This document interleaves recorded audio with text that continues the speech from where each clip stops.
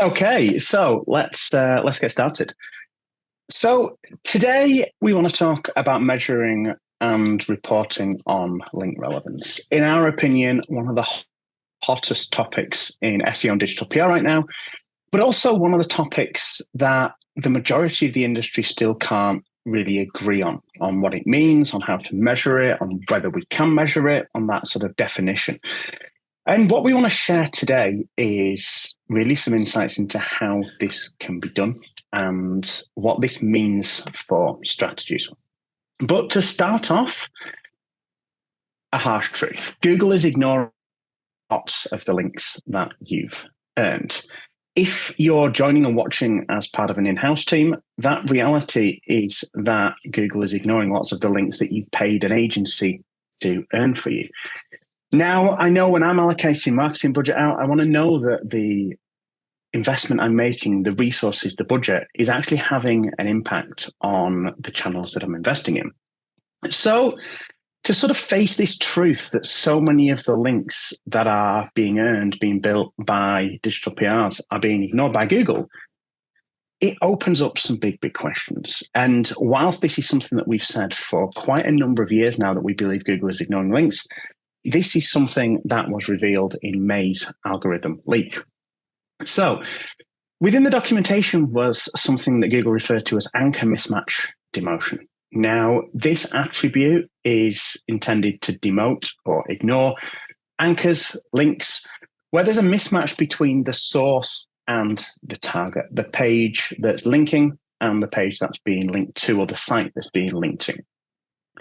Cross-referencing this with the rest of the documentation, other modules and attributes that we see within there, this is without a doubt relevancy. This is a relevance mismatch. Where Google is determined that a link is not relevant to the site, Google is ignoring that link. Now, sort of that's best case scenario when we're building links that aren't really relevant. Best case is that they're ignored. Worst case is that irrelevance can actually harm your site's visibility. What I'm about to share here is the insights and, yes, recovery for a site that we've been consulting with for the past 5 or 6 months. They saw some unexplained visibility losses in 2018 and 2019. And from there, flatlined for pretty much 5 years. 5 years of absolutely nothing in terms of growth. No tactics were working. Now, what I will share is that this site is in the medical niche. There were no technical issues. There was very, very good EEAT. There was great content. But this site would just not perform. It had performed, but it would just not perform. I knew when starting work on the project that there were some, and I say some, 20, 30 questionable links that had been paid for, sort of low quality guest posts from back in sort of 2018. And that's about all I knew when we started digging into the link profile. What I didn't expect to find was lots of links from very questionable topics. So you can see here a breakdown of the topics that were most frequently represented in this site's link profile. And yes, this site is in the health and the medical space. They should not be being linked to in the context of these topics. And actually, when we start to look at how sort of frequently represented these topics were on the site, you can see that in many cases, the site was just not talking about these topics. If we flip this and have a look at the topics that really the site is the most relevant to, medicine, infection, disease, healthcare, those topics that you would expect from the site, they were significantly underrepresented in the link profile. Now, this came at the time of the algorithm leak. And actually, one of the things I took from this was there is something in there called a porn demotion. Now, my suspicion here is that the link profile has given an indication that this site is relevant for questionable topics that actually are not represented on the site. We have seen the topicality of the site skewed by what were actually on the face of it very good links. Now, I say very good links in terms of that sort of traditional mindset. They were high authority, they were coming from top tier trusted press publications, but they were talking about topics that were just not relevant. So what did we do? We killed these campaign pages. We killed hundreds of irrelevant links from questionable topics by 404 in the pages that they linked to. So we killed these campaign pages and in turn killed hundreds of links. Now, fast forward to this month's core algorithm update, and this site is surging. This site now has greater page 1 and top 3 visibility than it has done in the past for nearing on 5 years. And it's still early days. What we're seeing is suddenly it's like the suppression has been removed. And yes, this is an extreme instance, but ultimately this is a great example of where in those more extreme cases, building irrelevant links can significantly skew the topicality of a site and in turn result in ranking losses, but also an inability to rank for the topics that the site actually should be ranking for. One of the things we're going to keep saying today is that relevance is the best lever that you can pull to make digital PR work harder to influence SEO success. Ultimately, it's something that as digital PRs, as SEOs, we can control and that we should be utilizing to the best of our ability to have a significant impact on organic growth. Really, what this means is that you should care more about link relevance than any other metric. More than DA, DR, follow, no follow. As far as we're concerned, relevance is what has the biggest impact on organic growth right now. But actually, the problem that we have with relevance is that it's usually measured subjectively. All too often, relevance is talked about in the context of my opinion versus your opinion. And actually, when we're talking about link quality, link relevance, this often comes up with a bit of a debate where I might be able to argue, in my opinion, a link is relevant, and somebody else would argue that it's not. And I honestly think that's why, for so long, as an industry, we've sort of shied away from having true conversations about what relevance really means and how we can go about measuring it in an objective, not subjective way. But to really open up these conversations, we have to sort of take it back to basics and we have to have a look at what being relevant means. And actually, if we go back to the dictionary definition, being relevant means being closely connected. But closely connected to what? Now, to me, this very much depends on the context. And certainly in the context of digital PR and certainly in the context of link acquisition to contribute to SEO success, links should be relevant to the content on the site. They should be closely connected to that. And when we start to think about it that way, relevance is actually pretty easy to understand. But what we're not here to do is tell a brand what is and isn't relevant to its audience. And to us, a brand needs to create content that is relevant to its audience, its products and or its services. This should then be amplified with PR tactics. If a brand isn't comfortable sharing on their site the topics that they are leveraging for PR, which gets us into a lot of these sort of questionable tactics and topics around allergy advice for a casino brand, they're never going to publish that on the site. That is not what that site is talking about. If you're not talking about something on the site or to your audience through your social channels, through your email marketing, why would you then go and promote that with PR? And that's something that I think we really need to often take a long, hard think about when we're looking at campaigns. Does this fit with the site's content? Does this topically align? But actually, we can then strip this back to me, a pretty basic understanding of link relevancy. To me, a link is relevant when the topics that the page that links talks about match one or more topics that the site's content itself talks about. And if we sort of try to visualize this really quickly, we can break it down into the topics for the site and the topics that a linking page is about.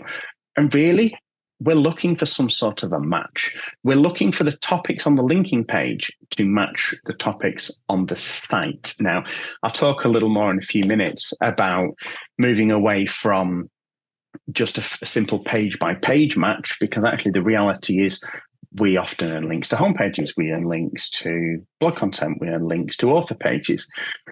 Really, from a relevance perspective, we're looking at how does this all roll up the site itself. But it's that simple match. Do the topics on the page that's linking match the topics the site talks about? And at the most basic level, that is what relevance is. But if we then expand this out to understand the sort of wider approach to ranking on Google in 2024, if we take a query that a site wants to rank for that query, a site's content must be relevant to it. We're not going to rank for a query if the content on the page on the site is not relevant.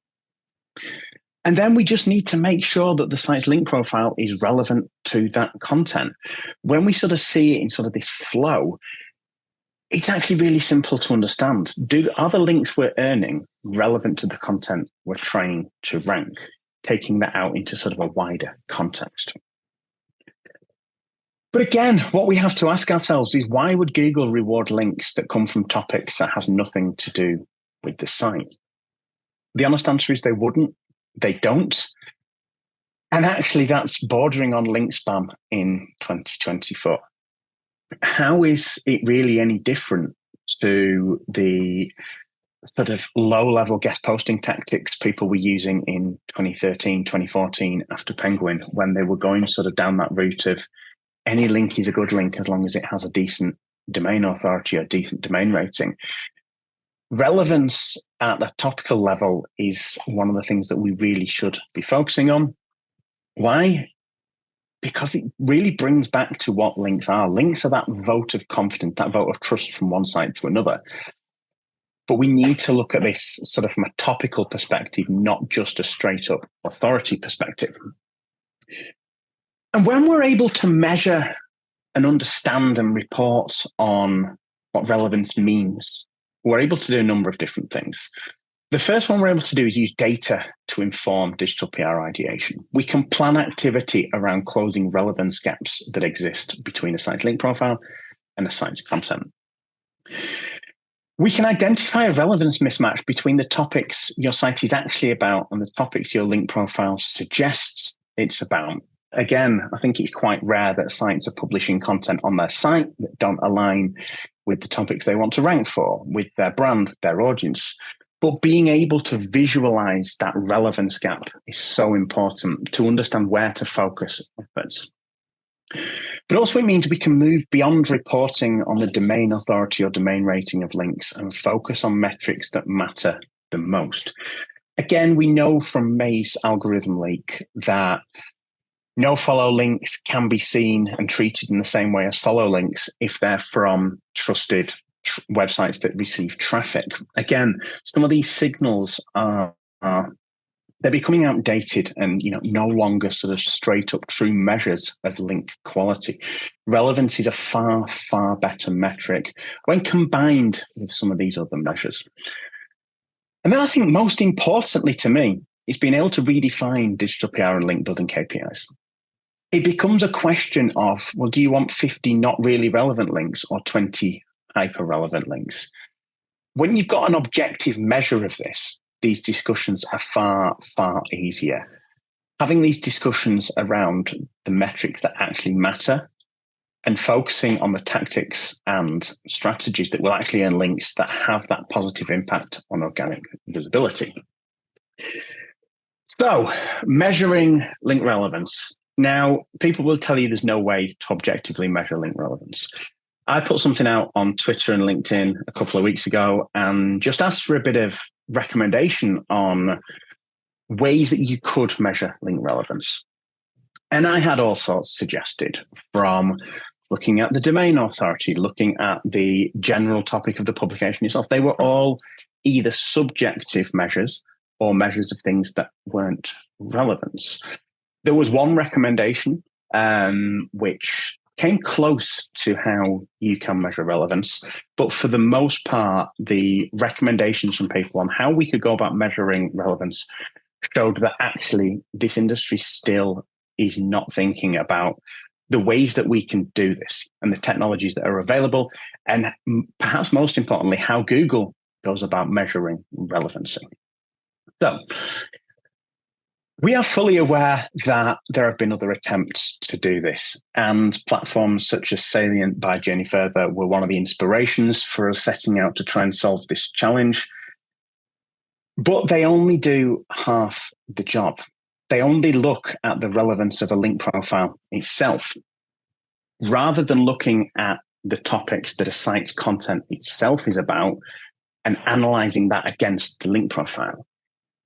In our opinion, it's not anywhere near as useful to know the topics a link profile is about if we do not know how that aligns with the topics that a site itself is about, and understand that representation in context, being able to spot those gaps and then correlate them with organic performance. So what we spent the last 9 to 12 months doing is looking at ways to advance on attempts that have been made to properly measure and understand link relevance in the context of SEO. And what I'm going to do quickly is talk you through a way that any of you can go and do this today, before I hand over to Amy to share a little more about the solution that we've been developing internally to be able to do this at scale.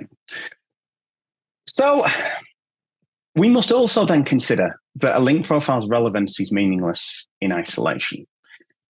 What do I mean by that? That as well as looking at that relevance gap between your own site's content and its link profile, we need to have insights into how that compares to competitors. Who has the strongest link profile? Who has the weakest link profile? Who's performing strongest from a content perspective? Knowing these insights can help us to understand what's holding a site back. Is it a link issue? Is it a content issue? Is it a relevance across the board issue, which we've seen from time to time? Is it technical issues? It may not be anything to do with links and content that are holding a site back, but when we're able to visualize a site's relevance of the site's content and link profile in comparison to competitors, we're able to get a much better picture of where the weaknesses are and where we need to focus our efforts. So how can we actually measure link relevance?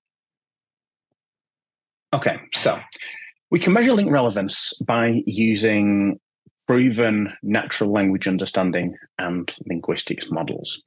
The same sort of models and technologies that Google is using to understand and measure the relevance of content across the web. And we can do this using IBM Watson. Another alternative is the Google Natural Language Understanding, but we chose IBM Watson because of some of the insights that it gives. Again, these are proven machine learning, natural language understanding models. These are not made up scores, which I think is the main thing for us to sort of get across here. Leveraging technologies that are proven, technologies that have existed and been developed over many years is to us the key to getting as close to measuring what Google measures as possible. Okay, so this is the interactive tool. Any of you can go to the IBM Watson Natural Language Understanding page and load this up. And you can drop in a URL, you can drop in text, and you can analyze the URL. So I'm going to give you a quick walkthrough of how this can be done. Taking one of our clients, Boxed, who is a boiler installation company nationwide, and I'm going to show you how we can extract the topics that these pages in the link profile are relevant for. Okay, so here's the page. This is the client's boiler installation page, as you would expect, relevant to boilers, those sort of topics. But let's use natural language understanding to extract this. If we run the content of this page through IBM Watson, we get what's called concepts. These are effectively the topics of the page. And we get a confidence score of the relevance of each of these concepts. Now, perhaps no surprise that we see boiler coming out as the top. HVAC, again, Americanized term, but we know effectively what that means. Central heating, again. But actually, we can see this sort of representation that there is no doubting this page's key topic is boilers. That's what we would expect. We can also extract entities, we can extract keywords, but rolling this up to concepts gives us a much better picture of understanding at a topicality level, not just a keyword level, what this page is about. Now, I'm using a really obvious example here. Again, perhaps no surprise, but it's an effective way to extract effectively what this page is about at a topic level. And then if we do the same for a piece of press coverage, so this is a piece of PR coverage on the Daily Record that we landed for Boxed. I'm a boiler expert and these 7 warning signs could cost you thousands. If we run the same analysis, we can see the topics and the concepts that this page is relevant to. And with a 99% confidence, we see boiler here. Yes, we see pressure, leak relief valve, all related topics, but we see that key topic of boiler coming out as one of the top concepts with a 99% confidence score when analysing with natural language understanding a single piece of press coverage. But what do we see? We see a relevance match here. We see that the page that is linking and the page that is linking to, we see relevance. And again, this is a simplified example here, but we see a topical match between concepts here. There is no questioning that this is a relevant link. And again, I think it's really important sometimes that we strip these back to basics to see the obvious ones to help us to understand how this works. And again, I think when we see it related into a relevance score, it helps us to really sort of visualize how we can leverage these technologies. But it's not just that. When we go down the list of top topics, we actually the top 2 topics for the page itself represented on that single piece of linking content. So what we're seeing more than just a single topical match, we're seeing a match between multiple topics from a single piece of content to the page being linked to. Now, there's a bit of a challenge there. This works at single page level, looking at the page that is being linked to and the page that is linking from. But what that doesn't do is look at the topics of an entire site, which to us is so incredibly important. Google is looking at a site holistically, but also that an entire link profile is relevant to. So that's where we've turned to other technologies to look at, okay, how do you measure link relevance at scale? I'm talking you through how you can go and do it yourself with the IBM Watson Playground, how you can go and actually start to see the topics content is relevant to, topics a site is relevant to. But to really be able to use these insights at scale, we need to be able to compare an entire site's content versus the whole link profile.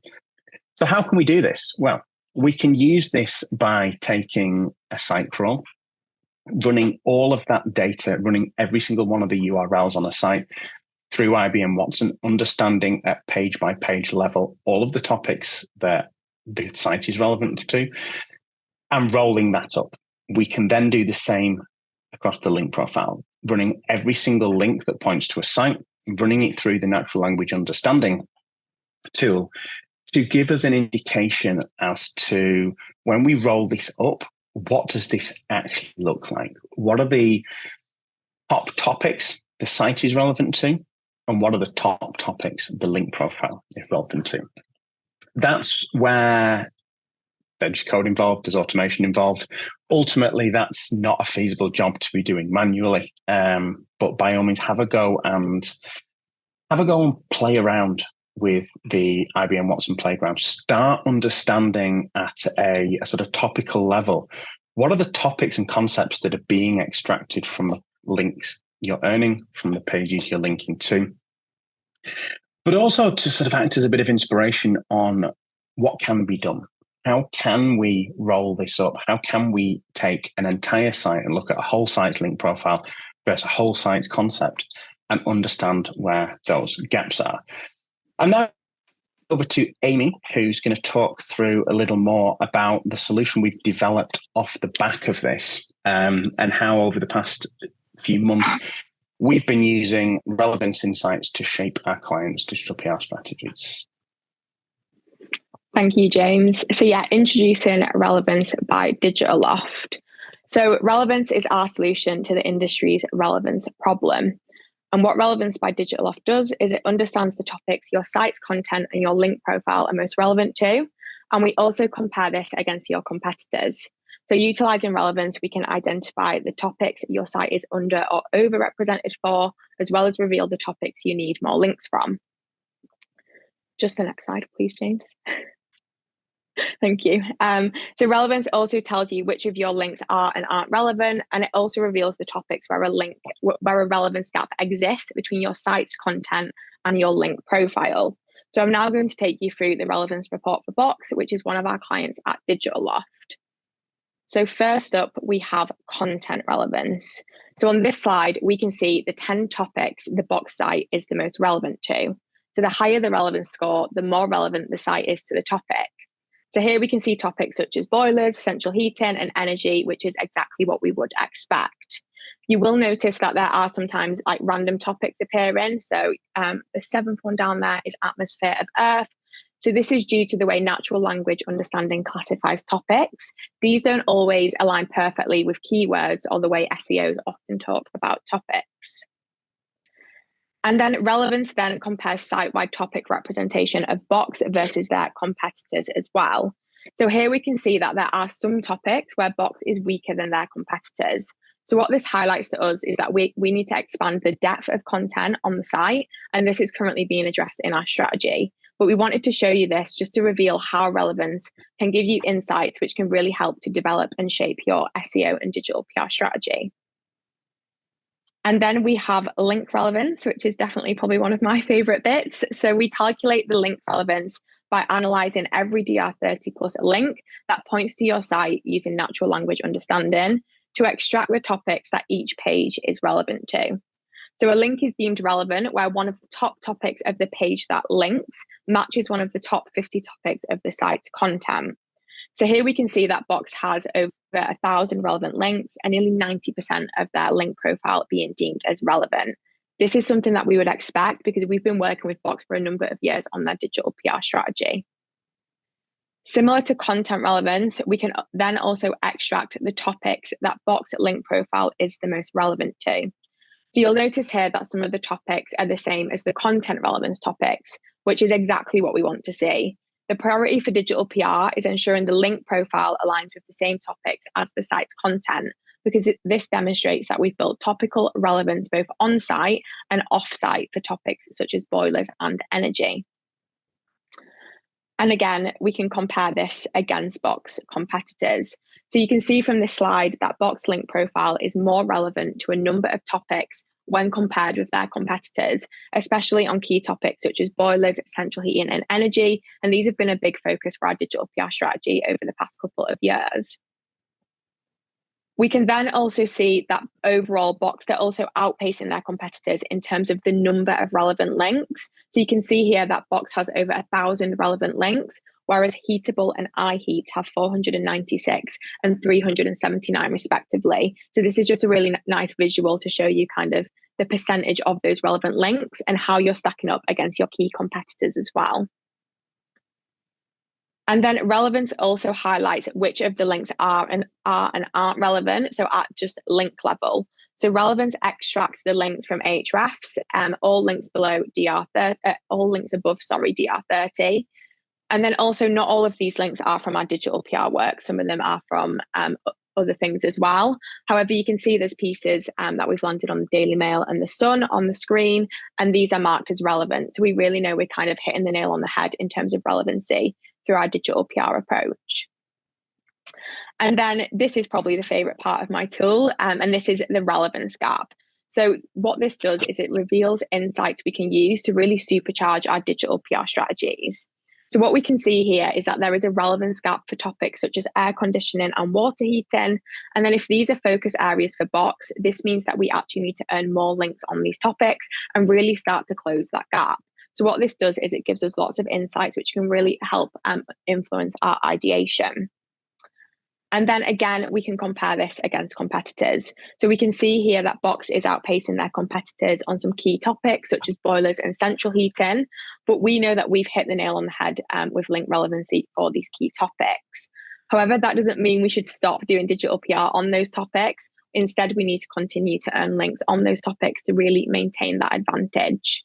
Something else that is really nice about relevance is it means we can measure and report on how link gaps and link relevance changes over time as well. So it really helps us to kind of demonstrate the impact our digital PR and SEO strategies are having for our clients. So that's a relevance report, but how do you kind of use all of these insights to shape your SEO strategy? So if there's a relevance gap for a topic, you need to earn more links from in it or remove the irrelevant ones like James mentioned earlier. If you've not got a relevance gap for a topic, then you need to keep doing what you're doing. You need to defend your moat. In digital PR, it's so important to ensure that you're consistently earning relevant links. You shouldn't kind of down tools or cut budget once you've earned, a magic number of links. That consistency is really, really key. And we definitely see the best results for our clients we've been working with for a long time period. And then open up discussions about what a good link actually looks like for a site, either with your agency or with your clients. You should be having conversations with each other about what does actually a good link look like for us. You can't just go and earn any old link anymore. You need to be earning high authority and relevant links to really kind of have that impact. And then identify whether your priority focus should be content or links. So utilizing these insights, we can also identify what the focus should be. This doesn't necessarily mean choosing one over the other, but it's really important to be flexible with your budget and work on what's going to have the best results for your clients. And then irrelevant links are skewing the topicality of your link profile. They're suggesting your site is relevant for things it's not. So I urge everyone to go and have a look at those backlink profiles. I'm now going to pass back over to James, who's got a section on the relationship between EAT and relevance. EAT, my favorite topic. If you've seen sort of previous editions of LoftTalk when we talk at conferences over the past probably 18 months, you'll know EAT is something that I spent a lot of time doing research and testing into. And I can't really not talk about link relevance without talking about EAT. And if we sort of strip back to basics again, what EAT is, refresher. EAT is experience, expertise, authoritativeness, and trustworthiness. And realistically, from a link perspective, it's authoritativeness that is where links have the biggest influence. Authoritativeness it's the extent to which a content creator or the website is known as a go-to source, and aligns so perfectly with that. But when we sort of break this down, known as a go-to source, and that's something that's taken from Google's quality rating guidelines. Known as the go-to source for what? Well, this is where we come straight back to topics, straight back to relevancy. Understanding the topics that a site should be and is relevant for, and then amplifying those topics, becoming that go-to source for those topics. And I've been saying for quite a long time now that we need to start thinking about EEAT like your reputation.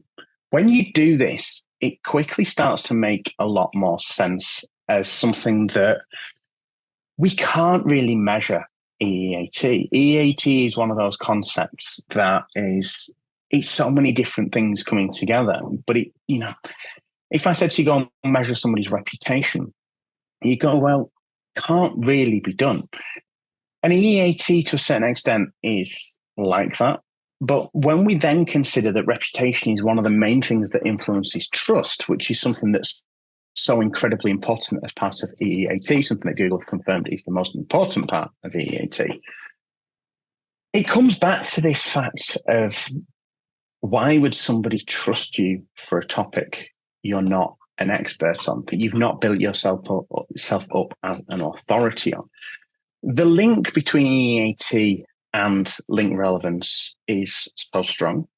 But also, when we start to dive deep into how Google talks about EEAT, again, we can start to define more hooks to the importance of relevance of topics.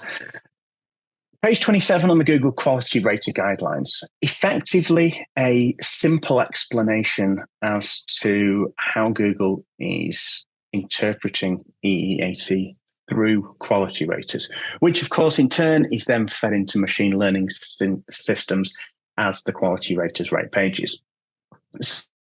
In these 3 paragraphs, we are probably told more than anywhere else about how we can influence EEAT as SEOs. Well, the main content, the content of the page on your site, the author of that content, and we see the brand. So effectively, we can break down here that EEAT is a combination of signals relating to the content on the site, the author, when I say content, I mean the individual pieces of content, and the brand. Content, author, and brand all have levels of authoritativeness, trustworthiness.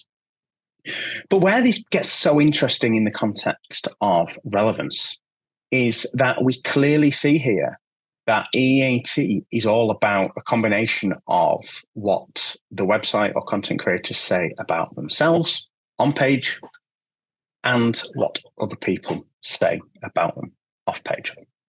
And that's exactly what we've been talking about today. When we roll up this concept of relevance into things that we know are so incredibly important for ranking on Google in 2024, we can relate it to the same signals that we've been talking about for years. On-page signals and off-page signals. Why would relevance be any different? Relevance of the content and relevance of what people are saying about the business, about the site, about the content, about the people. And when we start to think about why relevance has become far more important, don't get me wrong, step back 4 or 5 years, and I genuinely believe that authority of links was a far, far stronger signal than relevance. But we've seen multiple core updates over the past 4, maybe 5 years. We've really seen sort of that relevance measure turned up in Google's algorithm, as far as I'm concerned. But Google's made no secret of that. If we start to break down the documentation we have available, break down the algorithm leaks, break down patents, topicality and relevance is not something new. We can go back to patents from the early 2000s onwards, and we start seeing Google talking even back then of topical PageRank, of the topics that a page is relevant to. So it shouldn't really be a surprise that relevance is so important. But one thing that as SEOs and PRs we've struggled with for so long is how to objectively measure that, which is what we've spent the last 9 to 12 months doing in a scalable way that allows us to pull insights that actually tell us how we can leverage digital PR and content to drive organic growth. And again, it's so important here to remember that link relevance matters, but to understand it, you need to measure it. And I'm now going to hand back over to Amy to finish off and to talk a little bit about actually how can we go about earning those hyper-relevant links? How can we go about actually ticking these boxes and delivering this match between the on-page topics and the off-page topics? Thanks, James. So this is the last section from us before we have time for questions, but we wanted to quickly touch on how do you go and get those relevant links, which we keep talking about. So to earn relevant links, you need relevant ideas. Ideation is one of the hardest parts of digital PR, but it's also often the area that gets rushed or it gets deprioritized. So we need to make sure that we're spending a lot of time refining ideas to make sure that they're relevant to the brand. So I'm going to chat through how to kind of break this down and also some of the best tactics for earning those relevant links as well. So when going into ideation, it's important you identify the topics you want to focus on. So a good place to start, and something we do at Digital Loft, is we look at the relevance gap topics of the site. We also look at the keywords, and then we also look at products and services as a starting point as well. But then you need to break relevance down into different areas. So first, we've got brand relevance. So are the ideas, are the stories that we're coming up with, are they relevant to you as a brand? Does it make sense for you to be pushing out content on these topics, or does it seem totally random? Something that we kind of always like to say to our clients or say to each other when we're kind of ideating is, would they still want this link? Would they still want to push out this story if Google didn't exist? Because if the answer is no, then you've probably not got your relevancy right. Then we have keyword relevance. So are the ideas and stories that you're coming up with, are they relevant to the keyword that you want to rank for? Again, there needs to kind of be that clear hook back to your keywords. Then we have domain relevance. So think about the publications that you want to land coverage on. Maybe you have a dream publication list. Maybe you have a hit list of hyper relevant publications. Go and have a look at what those publications are covering. What type of stories do they cover? And kind of influence that into your ideation as well. But also think about the publications you're targeting. Does it make sense for that brand to be featured on that publication? Then we have location relevance. So location relevance is really important. If you're a brand operating in the UK, for example, the majority of your links should be coming from UK publications. That doesn't mean that you shouldn't have any international angles or anything like that. There definitely is still scope to go and earn international links, European links, but your primary focus should be on those UK publications. Then we have audience relevance. So think about your target audience. Who are they? What are the types of content that they're consuming? What are maybe some of their issues they're coming up against as well? Kind of getting into the shoes of your target audience and thinking how they think can, again, be a really good way to kind of spark ideas. And then finally, we have relevance to the now. So let's not forget, at the end of the day, we're pushing out stories to get links and coverage in publications. We're outreaching to journalists. Those journalists have their finger on the pulse. They're kind of up to date with everything that's going on. So it's really important that your story is relevant to the now, because if it isn't, we've all had it where a journalist might reply and they'll say, this is great, I'm going to save it for later. We know as digital PRs that if they say that, it's probably never going to see the light of day, because they receive, hundreds, if not thousands of emails a day. So it's really important to have that clear why now hook as well. Then some of the tactics. So one of the best ways to earn those relevant links is by utilizing your in-house subject matter experts. So you can get them involved in key conversations, you can do newsjacking, you can position them as thought leaders and experts in their niche, but it's also a great way to build relationships with key journalists as well. Then we have reactive. So it's really important to be reactive as a digital PR. You should constantly be checking the news or checking TikTok, social media, and being able to spot any emerging trends for anything relevant that you want to jump on. If you spot something that you think is relevant, it's so important to jump on it straight away, because again, if you save it for later, you'll either miss the opportunity or all the other digital PRs will jump on it instead. Setting up Google Alerts for key topics is a really great way to keep on top of relevant breaking news stories. Just to kind of have that coming into your inbox all of the time. So you can see on the screen there, this was a piece that we newsjacked for Boxed. It was the King's speech a few weeks ago now. But what we did is we issued out a comment straight away explaining the impact on our energy bills, and secured lots of kind of hyper relevant links, including that piece on the Mirror. Then you also need to be proactive. It's another really, really great way for earning those hyper relevant links. So as a digital PR, you should have a content calendar which highlights any key events or awareness days, even weather patterns throughout the year, and mark which are going to be relevant for your clients. You need to prep ahead for these to really ensure that, when it happens, your client is at the forefront of relevant news stories throughout the year. What I always do is I always put these events in my own calendar. Otherwise, I can guarantee I will miss them. You're always juggling so many different things as a digital PR. So having that visual reminder in your calendar is really, really helpful. On the screen here, this is an example of a piece that we prepped ahead of summer on the cost of running a fan. So we had this ready to go for when the heat waves hit. That being said, not that many heat waves have hit this summer. But what it did mean was that when we did have that warm spell of weather, we were ready to go. We didn't have to wait for the client to sign anything off. We could get it out straight away. And I think just to jump in there, Amy, to preempt the most obvious question there, I know we've talked about box in the context of boilers, but air conditioning is their sort of secondary product range. Hence the hook to fans and cooling the air. Yes, definitely. Thanks, James. Then we have hero campaigns. So hero campaigns can be a really great way to earn those relevant links at scale by ensuring that you have lots of angles and lots of scope for outreach. So this campaign is one we launched for a client in the international moving space, and it revealed the best places around the world to relocate to. So this is really relevant topic for the client, really relevant for their target audience, relevant to their keywords as well, and also relevant to the now with lots of people looking to leave the UK. And then last but not least, another great tactic for earning those hyper relevant links, which I love, are statistic pages. So these are long form SEO led pieces of content which rank high in the SERPs, and these organically earn hyper relevant links over a certain time frame. So when journalists are looking for relevant statistics for articles that they're working on, they might go and search on Google and they land on these pages. The information is there. And then more often than not, they will cite them as a source with a link back to the site. If they don't link, then you can just reach out and ask them to credit it as well and provide that link back to the site as well.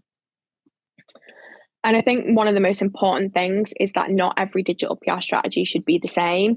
You need to make sure you're executing the tactics which are going to earn you the most relevant links. And this isn't the same for brand to brand. And also, it's actually not the same quarter to quarter for your clients as well. You always kind of need to be reassessing and making sure you've got the best strategy in place to really earn those relevant links. And then I think that's everything there we go. us. Perfect. Fab. Thank you so much, both of you. That was a fab session. Love hearing more about relevance, of course. We do just have a few questions. So one of them was asking about if the presentation will be shared after the webinar. Yes, it will. It'll probably be uploaded later this week once we've just edited it and added our lovely branding to it to make it look all snazzy and professional. So we'll share that on socials as soon as it's ready. One person has asked, do you have any tips on finding relevant blogs and sites away from the major news sources and media databases? Amy, do you want to take that?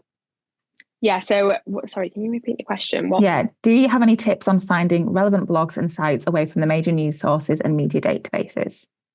Yeah, definitely. I think Google, literally just typing into Google, also going and having a look where your competitors are being featured as well. Go and do a link gap analysis.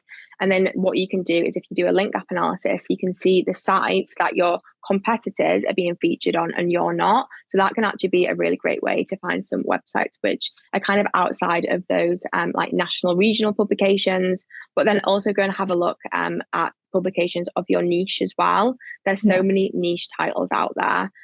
So for example, if you're, I don't know, say you're a hairdressing business, there's so many different publications out there which publish content like for hairdressers, like Hairdressers Trade Press. So there's kind of definitely publications for every single niche out there. Amazing. Yeah, I think there's a good point there. You know, it was just last week I was working with our SEO team to look at sort of non-straight up PR tactics for one of our clients in the travel sector. And one of the things we were looking at there was effectively when you run a search for things like best places to stay in a location, you see things like travel and tourism boards, you see some of the local sites, which they're not on the radar of your typical PR tactic, but actually when you've got something worth linking to, in that case, the client we're working with there has a series of very, very stunning properties across the US. And one of the things we're looking at there is effectively reaching out to these local travel and tourism boards, to Visit California, that sort of thing, and getting really granular to where they have properties. Visit California has something like 150 different pages recommending, here are our top picks our top recommendations for accommodation in this area, that area, and actually using the business's offering itself as a linkable asset. We're going out there and going, these properties are so much nicer than anything you've already got that you're already referencing. This is so inspirational. We think your audience would love this. So again, I think a lot of it comes back to knowing how to search, figuring out how to search Google, and, searching outside of maybe the ways you would find journalists or reporters. But asking, that question of what do I need to do to get somebody to link here? And that's not always the tactics that will get you links from the press. Yeah, definitely. That makes sense. Amy, this is probably one for you again. So this is from Cormac. Hi, Cormac. Regarding casino brands, and I think this is probably something that people often talk about when it comes to digital PR and relevance, how exactly can you leverage relevance for digital PR when it comes to casino brands? Cormac says that he had a casino brand a few years ago, but we were told that because it's so highly regulated, we couldn't talk about certain topics, and he's interested to hear our views on that. Yeah, it's definitely a good question. And I think obviously there's so much in the industry at the minute with kind of gambling brands pushing out irrelevant campaigns. Something that we do a lot is that we do work with some casino brands at Digital Loft, especially kind of sport betting sites. There is actually a really kind of clear relevance hook there to sport campaigns. So I think it's just about kind of finding that relevance hook. So for example, for kind of the sport betting clients, we will do maybe campaigns around football. I think there was also a really nice piece. I think it was done by Bottled Imagination, and what they did for a casino brand, I think again it was a sport betting brand. They kind of came up with this idea, and it was basically a fake footballer. And what that did was it kind of raised awareness of how people will literally go and bet on anything, yeah, footballers, sports people who they have never heard of. Yeah. So they actually created this fake persona, and again, that was just kind of a really nice way to kind of earn links and coverage, which is super relevant to the brand. Yeah. It's also really important for gambling brands to kind of raise awareness, make sure that people aren't like addicted to gambling as well. So again, I think that just kind of raised a really nice way of doing it. And I think the sort of tried and tested approach of pitching out odds. I mean, the odds that Oasis will headline Glastonbury, I know was one that was doing the rounds yesterday. And I think, there are ways to make it relevant. But I think, that's sports betting, that's betting. When we get to the casino space, my take as coming at this more from an SEO side than a PR side is that everyone is in the same situation. Journalists typically do not want to talk about casinos, which is why the relevance from a competitor perspective is so incredibly important, to be looking at how are brands from that are performing well from a relevance perspective. What does that look like? I think casino is one of the ones that bucks the trend a little bit in terms of no brands can be as relevant as they should be, but Google still has to rank something. And I think, which is why, I think, can you get away with stepping a bit in terms of relevance for casino brands? 100%. I think, one of the things that we also know from the algorithm leak earlier in the year is that Google is likely looking at things like measures of relevance and various ranking factors differently across different sectors. And, which is why, again, using data to understand what works in a certain sector. But yeah, it's certainly the odd one out.